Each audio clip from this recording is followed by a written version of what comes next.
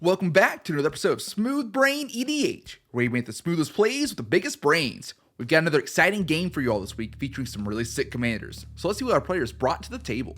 First up is Sam on Deadpool Trading Card. This Rakdos deck is focused around some group slug elements, hoping to ping down opponents' life totals while taking advantage of sniping some good abilities with Deadpool. Next up is Ethan on Indoraptor, the perfect hybrid. This Jund deck plans to get some decent damage in to fuel a big bloodthirsty Indoraptor, then pestilence a ton to control the board and decimate his opponents. Third is Tanner on the Dragon. You all know it, some of you love it. 5-color dragons, hoping to play some evasive attackers and beat down opponents. Last is Caden on Prosper Tomebound. This Rakdos deck generates a ton of value from Prosper's triggered ability from casting from exile and grinding out value to set up a lethal board state. We're about to hop right into the game. If you enjoyed the video, please go ahead and give us a like and subscribe to the channel. We have links to our social media pages, our free public Discord server, the Decklist, and our Patreon in the description. We're partnered with Dragon Shield. Check out our affiliate link in the description if you'd look to pick up any sleeves, deck boxes, or playmats, and use code SMOOTH5 at checkout for 5% off your order. Now, on to the gameplay. Alright, it looks like Tanner wins the die roll. He'll play Savage Lands and pass. Caden has an amazing top deck. It's a Ragavan. He'll play a Mountain and cast it, then pass to Sam. Sam will just play Dragon Skull Summit and pass to Ethan. And Ethan will play Zeator's Proving Ground and pass back to Tanner. This is where we'll see Crucible of the Spirit Dragon into Farseek. Farseek finds Savai Triumph, and then the turn is passed to Caden. He'll start his turn off with Urborg, and then he'll move to combat. Ragavan is swung over at Ethan, who just has to take it, and Ethan will exile a Deathrite Shaman, and Caden makes a treasure token. Caden will cast DRS. He'll then cast his Felwar Stone and pass to Sam. The ramp train continues with Sam. He'll play a Swamp and then Mind Stone and pass to Ethan. And mana be flowing. Ethan will cast a Soul Ring on his turn, and then he'll play Underground Mortuary as land for turn and Surveil. It stays on top, and the turn is passed to Tanner. And he continues the ramp train. He'll play a Seaside Citadel tapped, and then cast a Cultivate.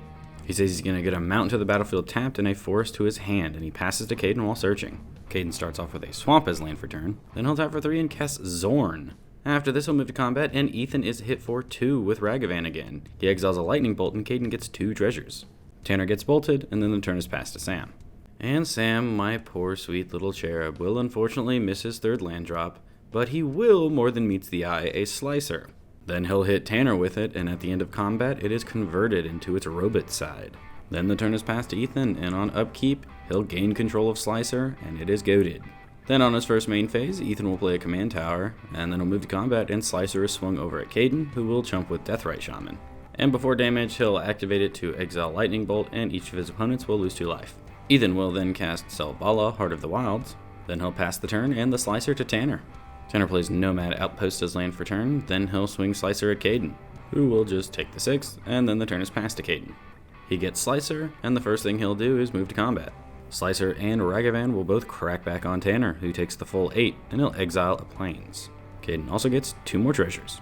He'll then cast a Party Thrasher, and then Prosper will hit the field. Caden will then pass the turn, and on end step, Blood Crypt is exiled from Prosper. Let's move to Sam's turn now. He'll start off by tapping for 3 and casting Gix, Yawgmoth Praetor. Looks like he still hasn't found that 3rd land drop. Hopefully this will help him get there, because he'll move to combat. And poor Tanner is hit for 6 again with Slicer. Thanks to Double Strike, Sam will get to draw 2 cards and lose 2 life from this. But poor Sam's deck really hates him, so he'll just pass the turn and discard Blim on cleanup. Alright, on Ethan's turn, he'll get Slicer, and he'll swing for 6 over at Caden, who will just take it. A creature dealt damage to one of Sam's opponents, twice, so Ethan will pay 2 life and draw 2 cards. He'll then play a Taiga as land for turn, and then cast Dragonhawk, Fate's Tempest. When it enters the battlefield, he'll draw a card off Selvala, then exile Mana Confluence. After this, he'll activate Selvala to float 1 red and 4 green, then he'll go down to 2 green left in his pool to cast Indoraptor. As it enters, Caden had lost 6 life this turn, so it'll enter with 6 +1/+1 counters. There's another Selvala draw when it hits the field, and then Ethan will use his last 2 green to cast the Skullspore Nexus. He'll then pass the turn, and Tanner gets +1 Slicer. Oh yeah, 2 damage from Dragonhawk. Tanman will then start his turn off with a 3-tree city. He'll obviously name Dragon, and then he'll cast Cloth. With the Dragon now out, he'll then free cast a Mox Jasper. We'll then see him move to combat, and Big K goes over at Sam, and Slicer goes at Caden. He floats 7 green off attacks. Then Sam will take his 4, and Caden decides to kill Slicer by blocking with Prosper. Post-combat, Tanner's got a great follow-up for all this mana, It's Last March of the Ents. He'll draw 4 and put in Dragonlord Dramoka, Ryusei the Falling Star, and a Dragon Speaker Shaman. Alright, not too bad. The turn is now passed to Caden. On his first main phase, Party Thrasher will trigger and Caden will discard a Fire Diamond to exile the top 2 cards of his library. He hits Jeska's Will and Mayhem Devil and he keeps the Jeska's Will. He'll then shock in the exiled Blood Crypt and tap for 6 to recast Prosper. He's then able to convoke out Jeska's Will, choosing both modes, and he'll target Sam. This will float him 7 red mana, he'll get 2 treasures, and then he'll exile 2 lands and glimpse the impossible. He'll cast the Glimpse, and this will create him 2 more treasure tokens. Then he'll exile Ensnared by the Mara, Plargan Nasari, and Academy Manufactor. Alright, good hits. He'll start by casting the Manufactor. Cast Trigger. Then he'll cast Ensnared by the Mara, and now with Academy Manufactor out, the cast trigger will make 2 treasures, 2 clues, and 2 foods. And now it is time for each opponent to face a villainous choice. Sam and Ethan will both exile the top 4 cards of their library and take damage equal to the total mana value of those 4 cards. And Tanner's at 16, so he's gonna exile until he hits a non-land and let Caden have it. Sam will exile, oh hey, Ensnared by the Mara, Sign in Blood, Ragavan, and Humble Defector. So he takes 9. Ethan will exile Delayed Blast Fireball, oh Apex Altasaur, Pestilence Demon, and a Felwar Stone. He'll go down to 10. And Tanner will just give Caden a free Kindred Discovery and he makes a lot more tokens. Alright, I just got to listen to Ethan reveal these cards. You guys gotta hear it too. They go crazy.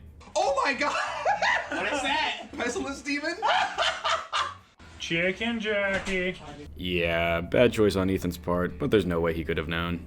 Alright, continuing on, Caden will cast the Plargan Nasari. More tokens. Caden will then pass the turn and he remembers his Kindred Discovery. He'll name Wizard. Alright, now on Sam's turn, he will thankfully find a 4th land. It is a mountain. This finally lets him cast the man, the myth, the legend, Wade Wilson, aka Deadpool, trading card. And he swaps text boxes with Prosper. He'll then move to Instep, exile a Signet, and then he'll pass the turn to Ethan, who immediately goes to combat, and he'll swing Dragonhawk at Caden, who will not block. He'll also exile the top 2 of his library. That'll be Pyrohemia and Creepy Bloodsucker, and he will pay a life to Gix to draw a card. After this, Ethan will activate Selvala to float 9 red mana. He'll then cast Ranging Raptors, then Pyrohemia. This could get very interesting very quick, because after this, Ethan will play a Kessig Wolf Run as land for turn, and then cast Wrathful Raptors. He'll then pay 1 red into Pyrohemia to deal 1 damage to each creature and each player. There's 2 Enraged triggers, and then 3 Wrathful Raptor triggers for 1 damage. He'll resolve Ranging Raptors first, and he gets a basic to the battlefield tapped, and then he'll resolve Indoraptor, and Sam is chosen at random. 9 damage is a lot at this point in the game, so Gix is eaten by a genetically modified dinosaur. Then the 3 Wrathful Raptor triggers will target Caden. Alright, Ethan will then activate Pyrohemia a second time. The same triggers will hit the stack. The Indoraptor randomly chooses Tanner, and he considers sacrificing Ryusei, but then remembers, oh, there's a Wrathful Raptors on the field. That will just probably kill me. So he decides to do Cloth instead. And then the 3 Wrathful Raptor triggers will hit Caden. Ethan's got 2 untapped red lands left, but he decides he's going to activate Pyrohemia only 1 more time. 1 damage around. Triggers go on the stack. And you can't see it, but Indoraptor chooses Sam, and he's forced to take 9. And the 3 Wrathful Raptor triggers are pointed at Caden. Alright, and just to keep you guys up to date, things that died to Pyrohemia are Ragavan, Academy Manufactor, Zorn, Deadpool, Selvala, and Ranging Raptors. And those last 2 both died at the same time to the 3rd Pyrohemia activation, so Ethan gets to make a Skullspore dinosaur. It'll be a 4/4. He'll then cast a Bolt Wave and pass the turn. And on Tanner's upkeep, Ethan remembers, oh yeah, Dragonhawk does deal 2 damage to each of you. Alright, life totals are crazy low. Let's see what Tanner does. He'll play a mountain first. Then he'll cast Blade Wing the Risen. Alright. Cloth will hit the field again. That's a hasty threat. But it's not enough to kill everyone, so Tanner will then move to combat. He'll swing Cloth and Dramoka at Ethan, and then Ryusei at Caden. Before damage, Caden will sacrifice all of his treasures to crack 2 food and gain 6 life. So Caden will go up to 8, then back down to 3, and Ethan gets obliterated. Tanner will also float a metric ton of mana, which he'll just use to cast the Dragon, and then the turn is passed to Caden.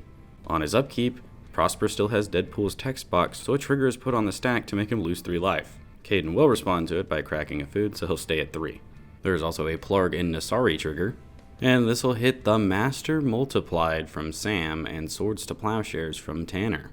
He'll hit a Curse of Opulence off himself, and Sam says he can't cast that one. Then on his pre-combat main phase, he'll discard a land to exile 2 cards off Party Thrasher. It's 2 more lands, so he'll probably play one of those as land for turn. I don't know. Anyways, he doesn't have enough cards, I guess, so he'll crack a clue to draw one. Caden then decides he just wants to gain some life off of his Bargain Nasari card, so he'll cast a Master and then swords it to gain 4 life. Then he'll activate Prosper's 3 mana ability to sacrifice it, and Sam and Tanner each draw a card, and then the turn is passed to Sam. Sam draws another card, doesn't like what he sees, sacrifices Mind Stone to draw an additional card, and then will pay 2 mana for a Blasphemous Act. Dang, brother may only have 3 lands, but he just saved he and Caden's life. Alright, well he'll pass the turn and discard several cards. And then Tanner will start his turn off with a Scion of the Ur-Dragon.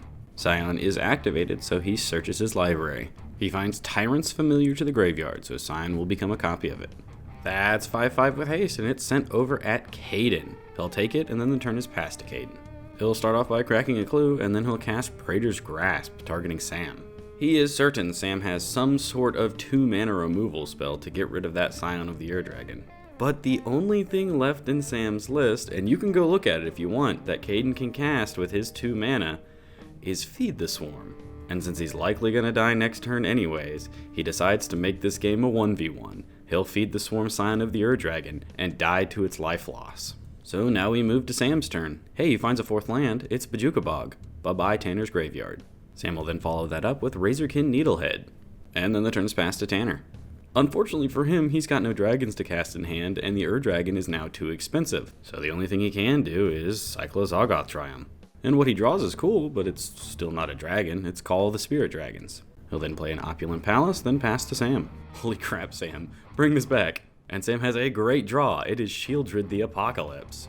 Tanner is then hit for 2, and then the turn is passed to him. He'll lose 3 when he draws a card. He'll play a Wasteland as land for turn.